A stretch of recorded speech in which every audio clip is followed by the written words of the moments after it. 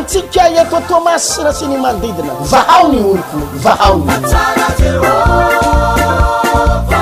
ianao varina manaratsy olona maro ngeny efa manomboka tahin'Andriamanitra manangana trano mahazo zavatra maro ianao varina manaratsy tino maro nefa tahin'Andriamanitra sitrana amin'ny aretiny mandray fahasoavana tonga ny fotoana lehibe sy goavana anatanterahana grande délivrance hitondrana mambavaka anireo mpivavaka efa resy kivy mpivavaka mitady heverin-dalana ary reraka amin'ny fanomponan'Andriamanitra tonga ny fotoana ananganan'Andriamanitra indray ny fiainanao ananganana ny finonao andresena ny akivina tadidio ary ny fotoana lehibe sy goavana manomboka ny sabotsy 14 janvier 21-28 janvier ho avy izao samy amin'ny 7 ora maraina tsy diso eto amin'ny trano fivavahana vao ny oloko paradise teo aloha apitan'ny bazary may ankiriry kitondra ny vavaka sy ny tenin'Andriamanitra amin'izany ny pasteur Hertina Randriary Malala avy any Antananarivo ho hitanao ny herin'Andriamanitra ho hitanao reo fahasoavana tsy mbola noraisinao hatramin'izay tsy ho amelantsika raha tsy resy ny herin'ny fahavalo ny famosaviana ny